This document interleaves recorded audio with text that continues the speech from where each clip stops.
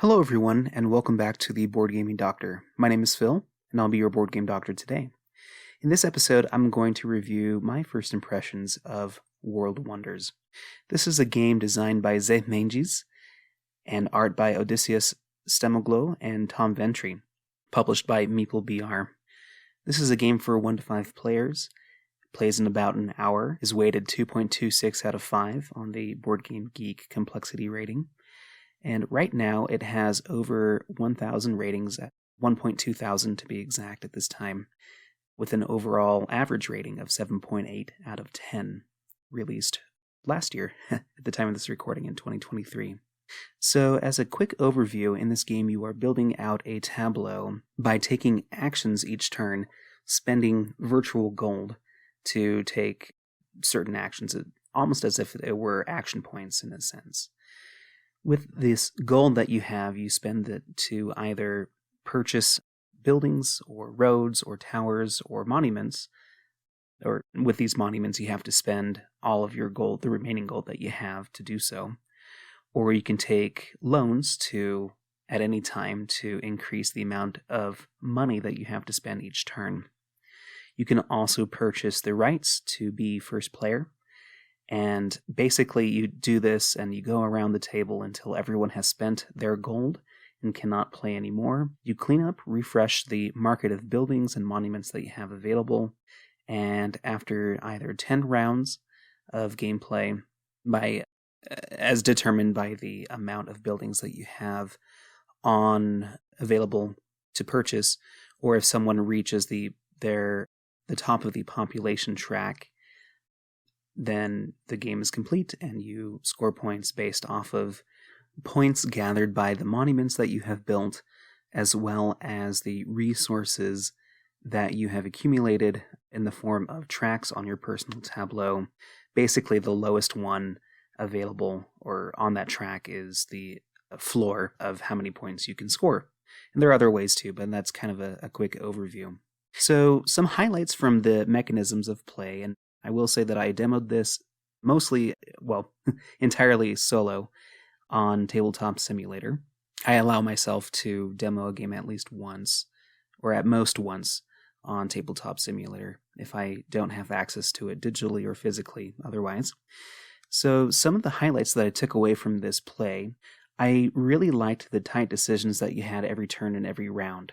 Even though I played this solo, I could extrapolate this in the multiplayer sense, and based off of gameplay that I have seen otherwise on YouTube and other formats as well, I can see that the gameplay is pretty tight and the decisions are very agonizing each turn. Not only do you have to keep track of how much money you're spending each round, you only have 7 coins to spend, and for example, the largest building that you can build is 5. And so the amount that you can purchase each turn is very limited. I would say that you could perhaps eke out maybe 3 or 4 buildings and or monuments on your turn, especially if you take the loan to do so. But you're not building that much on your tableau each round. And considering that there are only 10 rounds in the game, it can go by pretty quick. And so this game is quick. This game has really tight decisions. Also because the building tiles that you acquire are, as soon as you purchase a building and place it on your tableau, that particular building shape and size is not available during the entire round until everything is refreshed and everyone can't play anymore.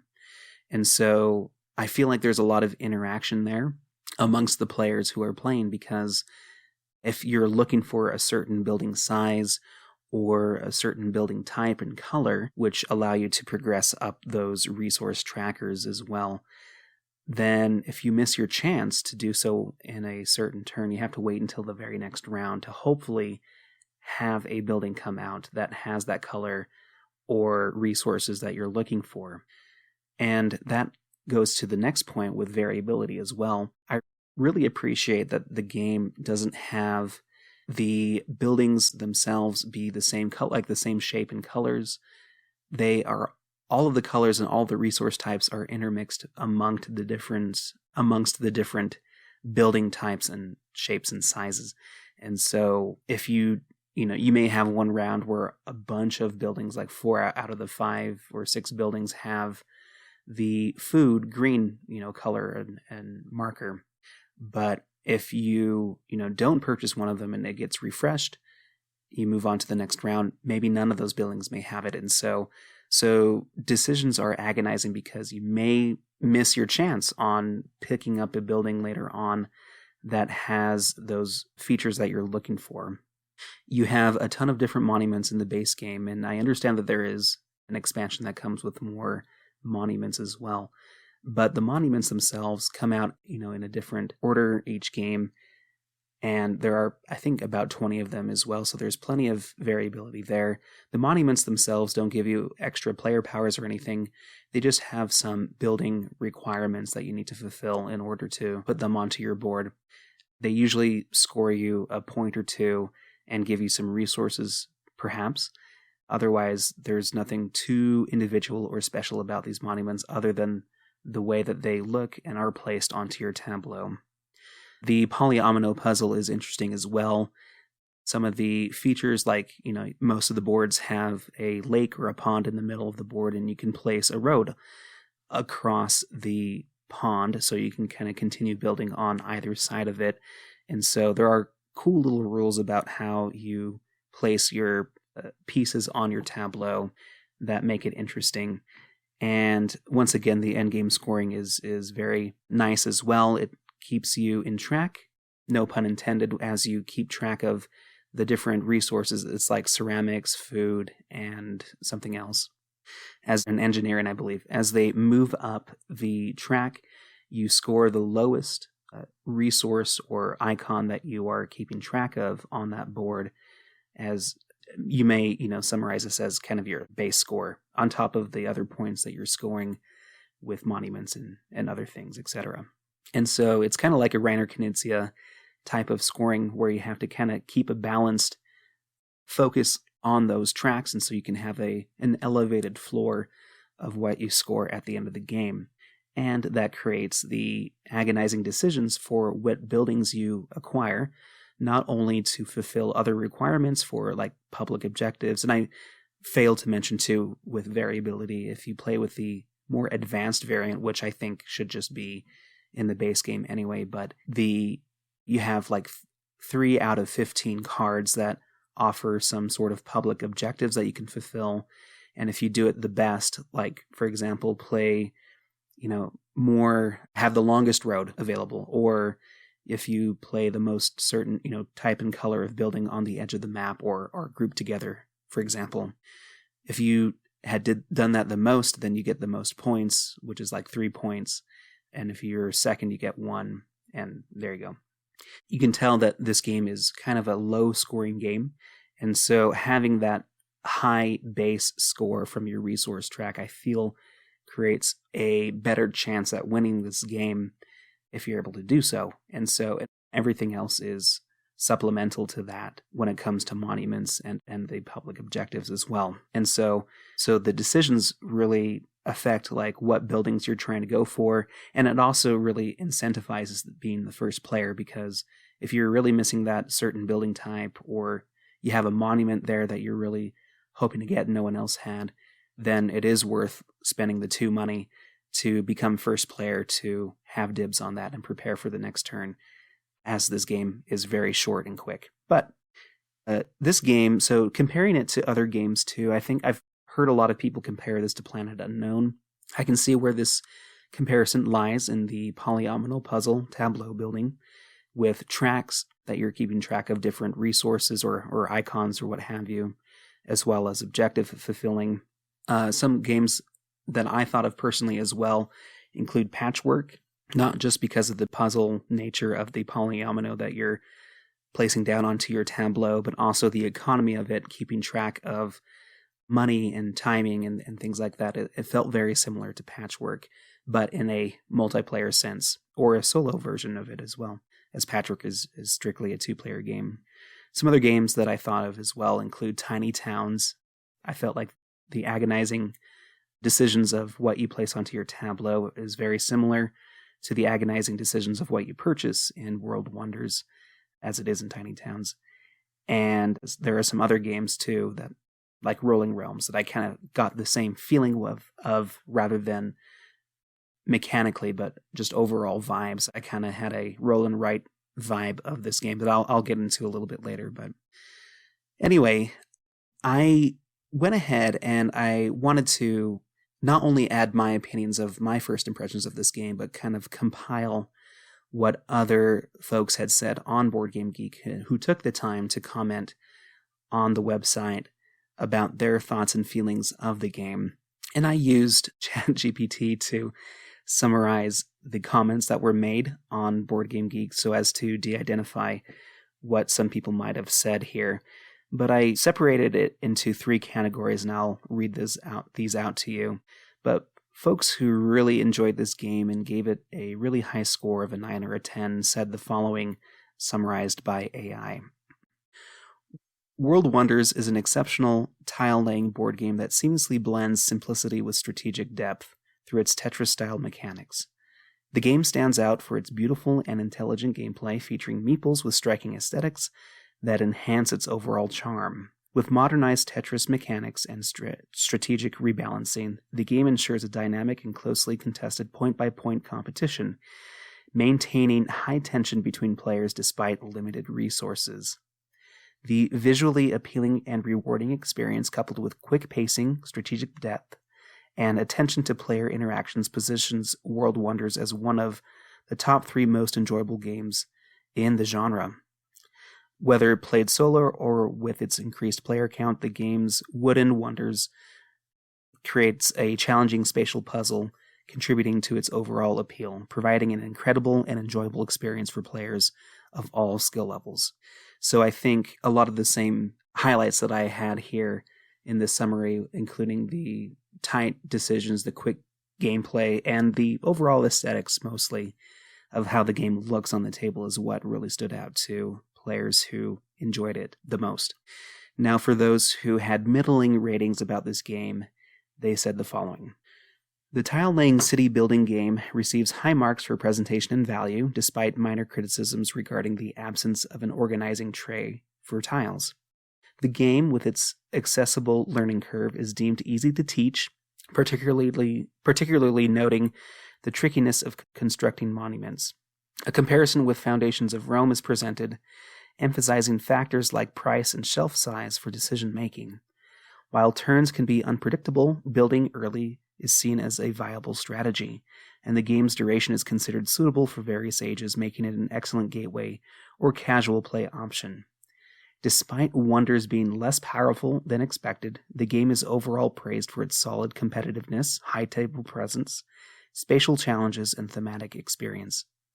Some players express a desire for more variety in player boards and Wonders, but the game stands out among polyomino games for its fun factor and visual appeal.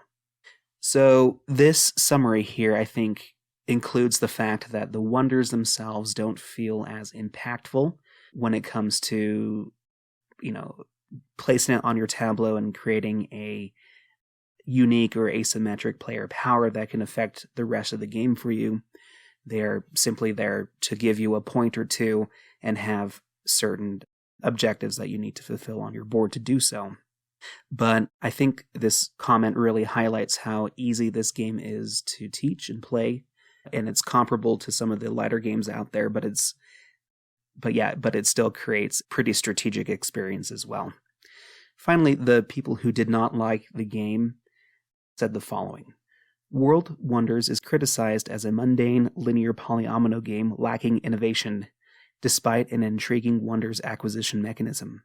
The scoring is viewed as overly linear, and the game is considered overproduced, raising questions about its value. While divisive in terms of multiplayer solitaire gameplay, it is recognized as a satisfying family game with enjoyable tile-laying and decision-making aspects. The wooden monuments add a positive toy factor, but their early depletion disrupts the game's flow, contributing to an overall disappointment in execution and a perception that it falls short of delivering a memorable or enjoyable experience. So some people did not enjoy this game because, perhaps the way that the game is scored is what they said is linear. I guess I can see this being like, well, okay, it's pretty obvious in what you need to do. You need to have a high base score of your resources tracker, making sure that you keep that balanced. And along the way, if you find efficient ways to eke out a few points here and there based off of monuments or public objectives, then it's pretty easy to know what you need to do. And I think the game is kind of set out to do so. I think it kind of follows the philosophy of keeping things a little bit simpler and not as diverse with different avenues of gameplay. Although I don't know what the extent of the expansion might offer when it comes to different wonders or otherwise. So perhaps this could be expanded upon, but kind of in a similar fashion. I also, some people mentioned Foundations of Rome, which is a game that I haven't played, so I can't really comment on. But visually, it kind of feels the same. Some people felt like this game might have been overproduced, but for the way that the miniatures look in person, I think that this game is actually adequately priced for what it is. And I could see this game in the future being more like Seven Wonders, where the initial gameplay is pretty straightforward, but with additional content and expansions and modules, the gameplay could be elevated and become more strategic for those who want a deeper experience. And so I think the future is bright for this game. And for my overall first impressions, kind of like I mentioned before, this game kind of offered the vibes of a roll and write. This is not a good or a bad thing. I think that roll and writes are great because they're easily accessible to a wide variety of players. They're easy to bring out and play and teach, but they can provide a lot of strategic depth, but not too much to require it being a very high complex game when it comes to rules and components and gameplay. So it's not going to be your heavy Euro style game, but it strikes a balance between rules, lightness and complexity versus strategic opportunities that are offered each game. And it also increases variability as well. And so games like Rolling Realms have that variety that I'm looking for in a game.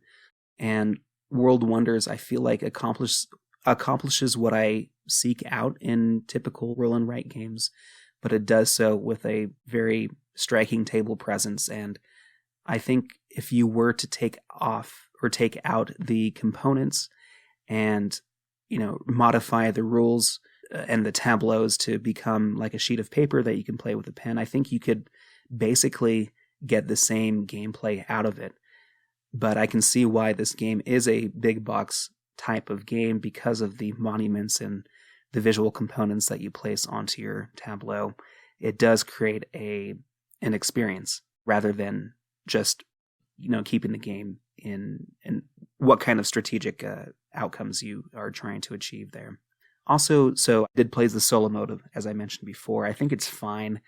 The solo automa is just a deck of cards that removes components from gameplay, which is fine. It's really quick to do. The way that you score at the end of the game is a little bit confusing to me, and that's something that I failed to research before I made this episode. But regardless, I am a fan of how quick it plays, but I would rather play this game with other players as well to increase the tight decisions that you have in what you can purchase. I think the agonizing gameplay there is something that I am a fan of, and that is just multiplied when you have more players rather than just playing solo. But it was great to learn the game from and just get a taste of what the mechanisms are like. So yeah, if I were to me, like, I would place this neck and neck with Rolling Realms when it comes to where I would place this on my top games of all time and how eager I would be to play a game. I would definitely pull World of Wonders out, say, with a group of friends physically on a game night where we wanted to play multiple games and not just have one game that we highlight. I feel like I could play Seven Wonders and this game in a night and feel comfortable doing so. Versus if I'm on the road and I need to bring something that kind of scratches a similar itch for the amount of strategy that I want to do for the ease of gameplay and the quickness of turns, with a little bit of resource management as well. And with variability included, I think Rolling Realms would be the one that I go to for that situation. So it's situational, but I think World Wonders is a really good game, and I'm excited to see what further content is available made for this game. So those are my first impressions of World Wonders. Thank you for listening, and hope to catch you in the next one. And I hope that you schedule an appointment with us real soon. Take care.